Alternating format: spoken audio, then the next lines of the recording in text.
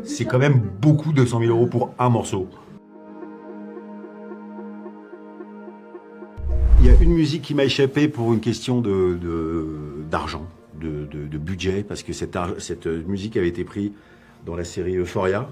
Et du coup, ils sont devenus fous, mais complètement fous au niveau des tarifs. Donc je me suis passé de cette musique, mais ça m'a pas manqué. Les musiques vraiment essentielles au film, elles sont dedans. Celles en tout cas que j'avais dans la tête depuis 17 ans, au long cours, comme vous dites, elles sont dedans. C'est les Cure, c'est Billy Idol, Foreigner et le morceau de rap là. Et je crois qu'elle demandait quelle musique dans Et Euphoria. Prince. C'est un morceau d'Inexcess. Love will tears up apart. J'ai regardé Friends. T'en avais appris une toi aussi, non, piano? Oui, mais qui est pas dedans. Ouais. Yaz of the Cat. Alors ça c'est vrai. Celle-là, elle était marquée au scénario et même dans les premières versions un peu de montage que tu montrais. Non, c'est vrai. Simon l'avait Et dit. elle était à la place de Billy Idol. Elle était là depuis le début. Mais en fait, les ayants droit de ce groupe, qui est Al Stewart, que personne connaît, pareil, ils sont devenus fous sur les tarifs. Et en fait, il faut faire un arbitrage dans ces cas-là. Il y avait les Cure qui m'a donné les droits de leur musique. Je pensais que ça allait coûter une fortune.